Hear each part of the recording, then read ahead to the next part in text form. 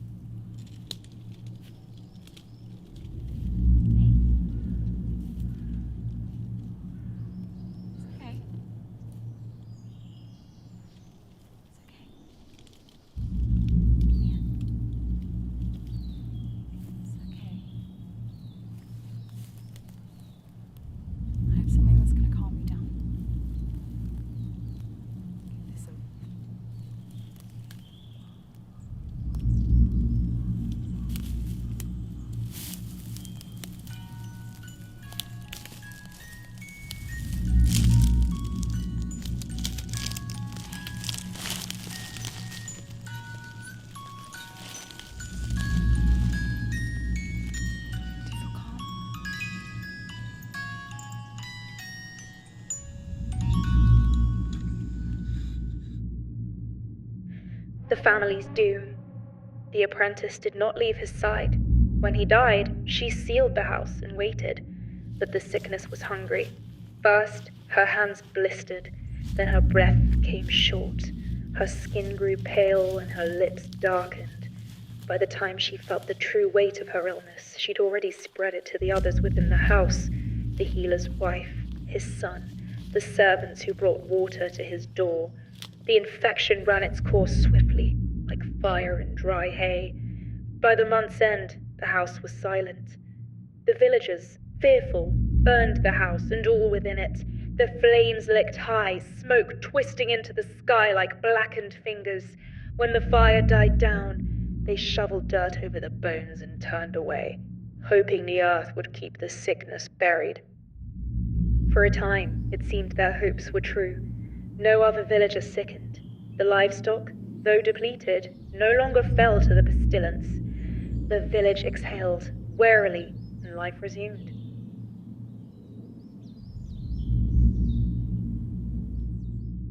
The stirring beneath the earth. But the earth does not always keep what is given. Beneath the burned ground where the healer's house once stood, something moved. The bones of the dead lay restless. Flesh, once consumed by flame, began to knit itself together in the damp dark. It began with the apprentice. She'd been the last to die, and her body, though burned, remembered its shape. It is said that death is an end, but for some, it is merely an interval. She awoke in the soil, her lungs spasmed with the memory of breathing, though no air filled them. Her eyes opened to darkness, but she saw. Her hands, skeletal and charred, clawed upward, and the earth, loath to hold her, gave away. She rose from her shallow grave, a thing remade, her body a patchwork of burned flesh and raw sinew. Her fingers twitched, remembering touch, and she turned her head toward the village.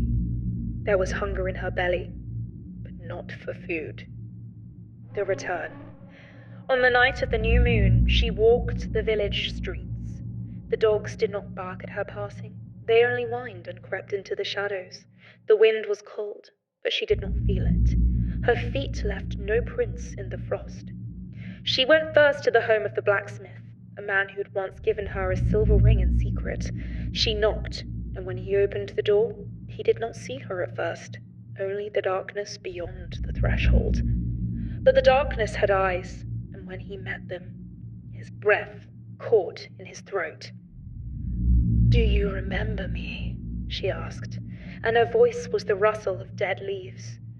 He stammered, stepping back, but the threshold had lost its power to keep her at bay. She stepped inside, and the door closed behind her. By dawn, the blacksmith's house was silent. She moved from house to house, calling upon those she'd known in life. Some wept at the sight of her, others screamed. None escaped her embrace. When the villagers awoke, they found doors ajar, homes emptied, beds filled only with shadows. They whispered of ghosts, of punishment. They did not understand, not yet, that she was remaking the family she had lost. For with each embrace, the taken rose anew. The forest takes what is hers. The village was left to the risen. They did not speak, not as the living do, but they understand each other. They moved as one, their hunger sated not by flesh, but by reunion. They wandered the empty streets, and when there were no more to turn, they turned to the forest. The ancient woods had birthed the sickness. Now they would claim its children. One by one, the dead walked into the trees. The wind sighed through the branches, and the leaves whispered their welcome. The forest, ever hungry, took them in. By spring, the village was no more. Only ruins remained, and the forest, ever creeping, swallowed what was left. But some say, even now, if you walk too deep into those woods, you may hear voices, not quite human, not quite dead, cooling, waiting for the family to be whole once more.